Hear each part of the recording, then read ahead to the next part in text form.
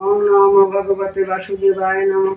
ওম অখণ্ডমণ্ডলাকারং ব্যক্তং যেন চরাচরং তৎপদং দর্শিতং যেন তস্मै শ্রীগুরবে নমঃ। হে কৃষ্ণ করুণা সিন্ধু দীনবন্ধু জগৎপতে গোপেশ গোপিকাকান্ত রাধাকান্ত নমস্তুতে। তপ্ত কাঞ্চন গৌরাঙ্গী রাধা বৃন্দাবনেশ্বরী বৃষভানুসুতে দেবী প্রণামামি হরিপ্রিয়ে।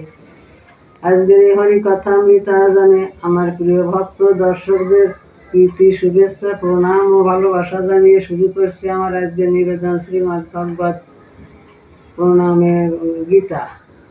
প্রণামের মাহাত্ম্য। প্রণাম মানে প্রেম, প্রণাম মানে অনুশাসন, প্রণাম মানে সুশীতল স্নেহ, প্রণাম মানেই আদর করতে শেখায়, প্রণাম থেকে আসে সুবিচার, প্রণাম আমাদের ক্রোধ মিটায়, প্রণাম অশ্রুতি দেয়, প্রণাম অহংকার নাশ করে।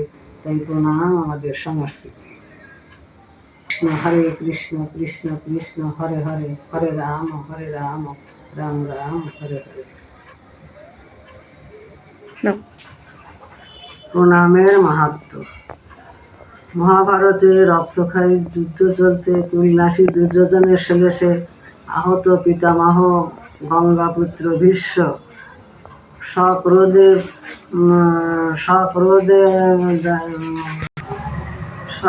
ঘোষণা করলেন, আগামীকালই আমি পাণ্ডবদের বধ করব। অটল শ্রেষ্ঠ মহামতি ভীষ্ম ঘোষণা শুনে পাণ্ডবরা রীতিমতো ত্রাসের সঞ্চার হলো। তখন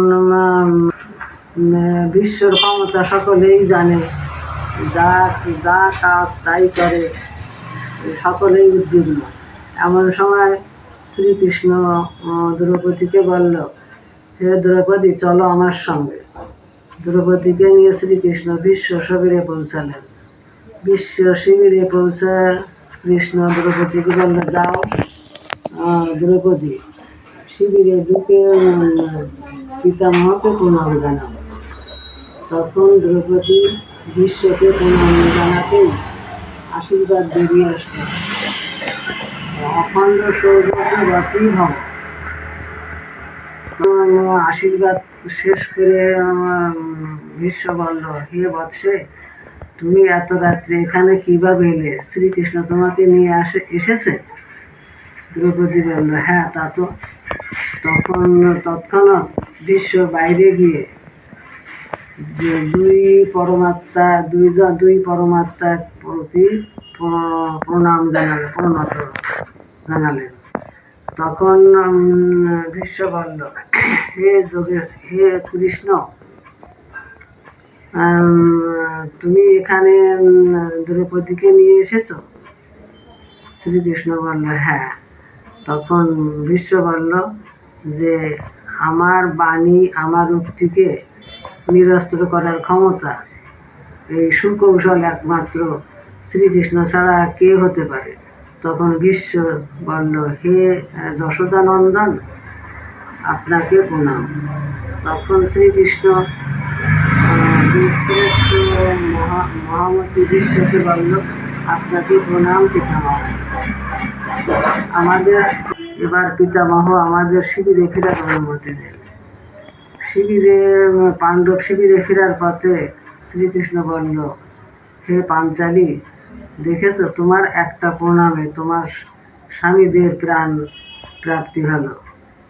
তাই যদি শুরু থেকে তুমি ধৃতরাষ্ট্র, ভীষ্ম, দ্রোণাচার্য, বিদুরকে প্রতিদিন প্রণাম জানাতে এবং কুরু স্ত্রীগণ যদি পাণ্ডবদের প্রণাম জানাতো, তাহলে হয়তো আজ এই কুলঘাতী রক্তক্ষয়ী যুদ্ধের কোনো প্রয়োজনই ছিল না।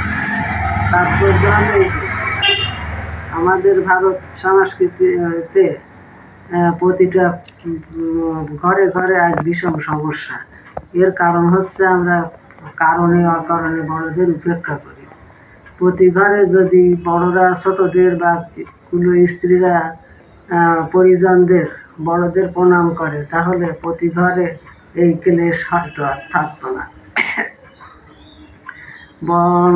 বড়রা আমাদের আশীর্বাদ করে থাকে। বড়দের আশীর্বাদ আমার চিররক্ষা কবচ। তাই যদি ভারতের নিয়ম অনুযায়ী প্রতি পরিবারে বড়দের ছোটরা প্রণাম জানায়, তাহলে প্রতি ঘরই স্বর্গ হয়ে উঠবে। এটাই আমাদের সংস্কৃতি, এটাই ভারতের সংস্কৃতি। প্রণাম।